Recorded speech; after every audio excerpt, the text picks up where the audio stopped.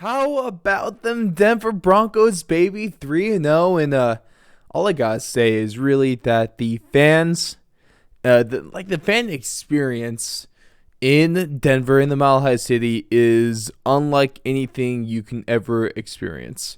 Just because of how dedicated they are, how loud that stadium gets. The atmosphere is just it's indescribable at times. But of course, Ross, host of Fourth and Long, and recently I finally made it back to it. I mean, it's all you know, and if you're watching the video, you can probably see at least that I am a diehard Denver Broncos fan. And over this past weekend, I was able to make it to the first, my first Broncos game almost to the day, 9 years. So it's been a long time coming. And it was great to be there for the home opener, the first time they had fans in over a year. And I just wanted to talk about my experience just because I had a lot of fun. And I figured, hey, let's make a show about that and talk about just my fan experience at the 2021 Denver Broncos home opener. It was one hell of a weekend, not only because, even before we went to the game, I got there on Saturday, went to the Rockies game, and checked off a bucket list item for me because I've never been to Coors Field before, and it's beautiful on camera. It's beautiful in pictures, and man, it's just fantastic in person. It's even better in person, and that's almost hard to believe. And what's really cool about that is I didn't even see, I've not noticed in the broadcast or pictures, but so of course Mile High City, that is literal, and I think it's like 5 rows, maybe between 5 to 10 rows from the top of the stadium. There is a line of purple seats. So the rest of the seats are green. These seats are purple, and that marks a mile above sea level. So I thought that's a really cool touch. Also, just another side note about Coors Field, just because of how not only does it look amazing, one of the most ingenious things, and I've never seen this before in a stadium. It could exist in a lot of them. It could not. But depending on how far away from you are from home plate, the seats are more slanted. So like if you're at home plate, the seats are just straight, and then the further you get away, they slant towards home plate, so you don't have to be cranking your net the whole game.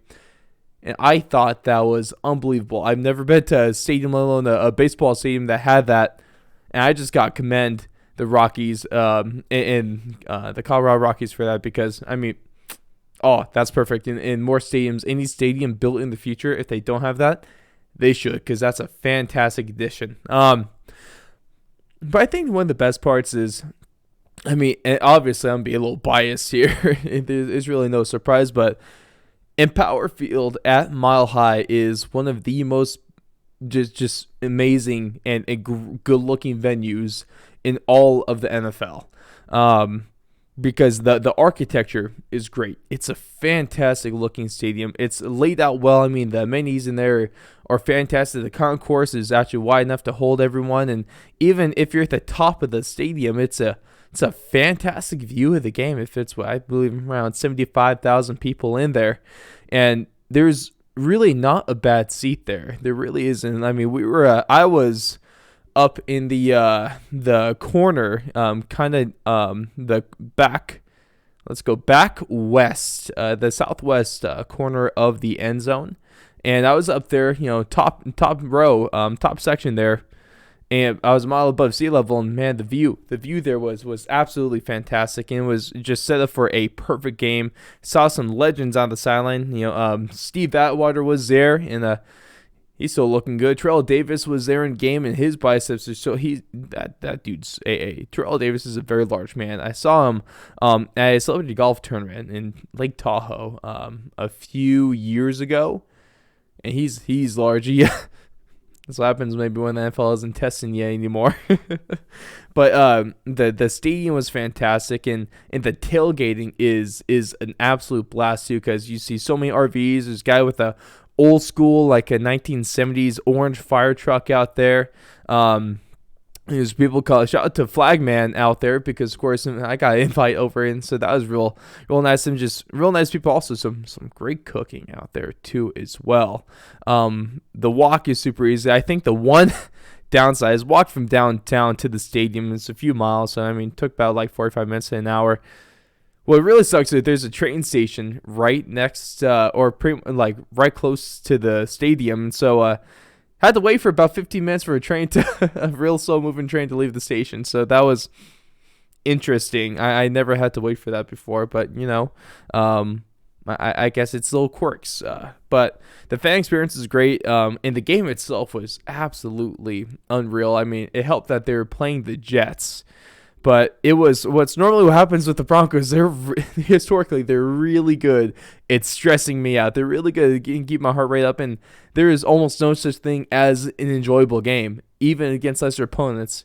But luckily, this was an enjoyable game. I just got to relax and lose my voice from cheering. I woke up the next, my throat was killing me that night. Woke up the next morning. I tried to get a couple words out to my girlfriend when I woke up, and nothing came out. And so luckily enough, I was recording that Monday, so my voice came back by the night, so I could actually talk. So that was a relief. But man, that was a lot of fun. I mean, all the traditions there, whether it be, I don't know if you guys know this, but there's, I think, it's like Thunder something. I can't believe I'm forgetting, but they have parachuters, skydivers that parachute into the stadium. And those suckers come in hot. I forgot how quick they come in because they all circle for a good minute, and then they get to a certain point of the stadium, and then they just rocket down to the field, and that part's really neat. Of course, you have the incomplete chance every time the opposing team throws an incompletion, which is a whole hell of a lot of fun to be part of. And man, I swear that has to be so demoralizing, especially for Zach Wilson, the rookie quarterback. Huge, like a extremely hostile road game, and there's a good amount of incompletions, so we got to chant that a good amount there, and it got real loud. I think it was like 100. I think Broncos measured like 117 or something decibels. They measured that peak in the fourth quarter when the Jets were on third down. It was a real enjoyable game, and we saw fantastic performances by Courtland Sutton. Teddy Bridgewater looked great. I mean, Javonte Williams scoring the Broncos' first touchdown in the first quarter in my corner of the pylon, which I was closest to, and man, it got real loud after that. Then, Tim Patrick, talk about one of the most underrated, if not the most underrated receiver in the league. That guy is a playmaker, and his little toe tap on the sideline looked great from any angle and any distance. And so that was just a badass experience. I mean, the players are right there is cool because, I mean, obviously you get there early enough, you can get down to right next to the field. I mean, everyone's super nice, super chill. You see all these stars and all these athletes, man, and it's just an overall just really impressive experience. And man, it really was just like too long. It was too long, man. I think one of the highlights there though is sat next to I was the one lucky enough to be able to sit next to a Jets fan, and if he's any indication of how Jets fans across the country feel, then I feel so bad for that team because he had no hope from before kickoff, and during the game it just got worse. I mean, he cheered when they were just completing passes, which was, I mean, you gotta be happy when you can. So I support him. Great guy though. Solid conversation, talking a little bit friendly smack talk, and so that was enjoyable. And one of my biggest beefs though with Mile High is, of course, I'm sure every football fan has their traditions. I would love to hear yours. But my game day tradition is I have a stadium cup. Actually, I mean, a little side note about stadium cups. That's one of the things I love. I mean, it might be a little weird, but every stadium I go to, I love to get the little custom stadium cups that you have. I have like 4 or 5 years worth of athletics cups from baseball. I have, San Jose Sharks cups of the arenas I've been to. I have one from the New York Islanders. That's the other hockey arena I've been to. I have one from the 49ers game I've been to. And now my main goal was to get one from the Rockies game and get one from the Broncos game. And mission accomplished. So I got those stadium cups, but my Sunday, my annual game day tradition, or weekly most time, is I have a cup. In my stadium cup, I fill with some Orange Crush. Shout out to the throwback of the Orange Crush defense that the Broncos used to be nicknamed as. And so, a little bit disappointment. They didn't have Orange Crush there at the stadium. They had Fanta, and I don't know who's owned by Coke or who's owned by Pepsi and all that stuff. I guess maybe there's a little bit of is branding or a little contractual stuff there, but I would love it if the Broncos had Orange Crush. That's if I want that on my every Sunday, every game day, and I wish I had that in the stadium. But Fanta makes do. Orange Crush is, I'm not a big soda drinker though. All I gotta say is that Orange Crush is the best soda. Don't at me because you will not be able to change my mind on that one.